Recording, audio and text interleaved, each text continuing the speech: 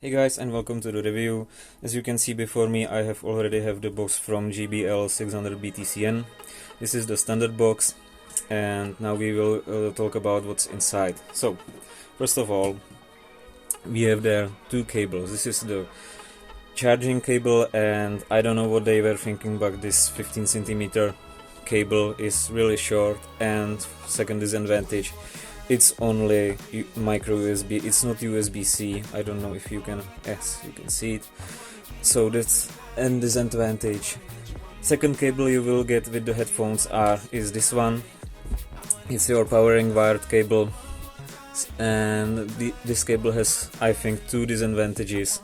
First of all, you have classic 3 and 5 millimeter jack for to your mobile phone, but on the other hand, you have this 2.5 millimeter jack, which is really strange, and this one you plug into your headphones. This cable is 120 centimeters long. It's standard long for normal cables. It's not wired, and it is really thin, so you can really easily to tear him up if you are not careful. Now, the headphones themselves, I will show them for right ear to left ear. So here they are. I think they are pretty sleek. They are available in two color variants, blue and black. Now if you look at the design, they are all made of plastic, so this is plastic, all of this. These headphones don't have any metal skeleton inside of them, but they are really durable. They survived fall from, I think it was 2 meters high, and they were without a scratch, so that's a big positive. That is only plastic. Now, so we have padding for the head and padding for your ears.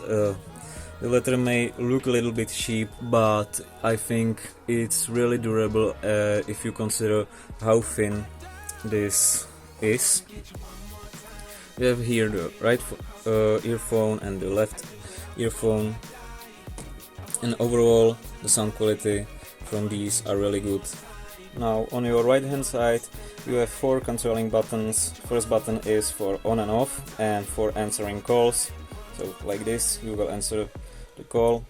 This button is for turning on and turning off the ANC, or the active noise cancelling. Here you have the plug for 2.5 millimeter jack, and here is your plus and minus button for adding volume to your music. And on the inner side that you can cover up like this, you have a classic USB mini USB port for charging. So now if we turn the headphones to inner side, we can see the JBL logo, but one big negative is this is shiny plastic, and because you don't get any of cover back on anything like that, so sort of as accessory, this part can be easily scratched, and you need to be really careful about this part if you don't want to get scratched up. And as you can maybe see, I have some of scratches here, and I'm careful with those headphones. As for the headphones themselves, I tested them on my head, and my longest session was 5 hours with them on my head, and that means I listened to the music for 5 hours non-stop. And big plus is that I didn't felt any sweat or any heat inside these two headphones on my ears. Nothing. They were really comfortable. They were really light on my head. I didn't even feel them, so that's really big positive.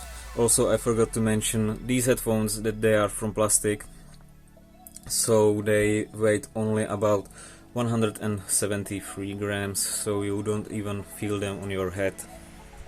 JBL have inner battery that is 610 milliamperes, and if you are listening without this cable and you are listening on Bluetooth, it will last for approximately 22 hours, maybe 23 hours.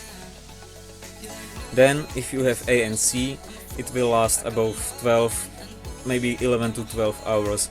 It depends on your life of the battery. And if you are listening with the cable and ANC turned on, your battery lasts about 30 hours. It's big difference if you have the ANC turned on and off. It is a little bit of difference between Bluetooth sound and cable sound. The cable sound itself is more like more colorful and more bass, full, so the quality is a little bit better, but it's insignificant and maybe you don't even will hear that. But there is a catch. Sound itself is not so good as with the ANC. You can say the ANC gives the sound or the music sound a little bit of IQ boost. It's more colorful, bass are better, and everything is just better with the ANC. But if you are traveling long distances and you want to preserve your battery, it's maybe to save your battery, then you can turn off the ANC. Now that's all nice, but you also need to hear some tests, don't you? So I tested this in Prague underground, and it's a real noisy place. And if you go to the tube and put on the ANC turned on, you will hear no passengers, but just some of the distant rambling of your train. So if you close eyes, you are all alone in the train, and that's really big positive because of this price point of these headphones. Another test was in public transportation bus, and again the same story. I put on the ANC and I didn't hear any other passengers, and believe me, they are very loud passengers sometimes there. And only thing I could hear from distance was the rumbling of the engine, and I was pretty close to it, so it eliminated the engine sound for, I would say, 50 to 60%, and the passengers itself deleted the sound for almost 100% clear. But if you want to turn off the ACN and, as I said, to preserve the battery, the passive active cancelling of these buds are pretty solid, so you don't need to worry if you run out of battery. Now if you want to make comparison for higher end category, we can choose the, I don't know, let's choose the leaders with ANC technology, the Sony Hi-Res 3rd generation. So the JBL supports only SBC audio codec, and Sony has SBC, ACC, aptX, aptX HD, and so on and so on. Also the Sony has own app for your headphones. The frequency is 2 times bigger than JBL, and everything's just better. But what is not better is that JBL, and I picked this comparison for a reason, is its price. And as you may know, in time of this recording, the Sony Hi-Res cost about $300 to $350 on Amazon and on their official site. But these, with their active noise cancelling, sleek design, no app, and just CBC audio supported codec, they cost just around $100. So if I want to do final pros and cons, so for pros, these are really light, they are durable for that they are only made of plastics, they are comfortable, you don't feel any heat or sweat inside even after long sessions of listening to music or to watching movies. And they cost only $100 with active ANC, which is big pro for me. And as I said before, I think they are one of the best budget performance headphones on the market. They have few cons, and that is that this part can be really easily scratchable. You don't have any cover back whatsoever.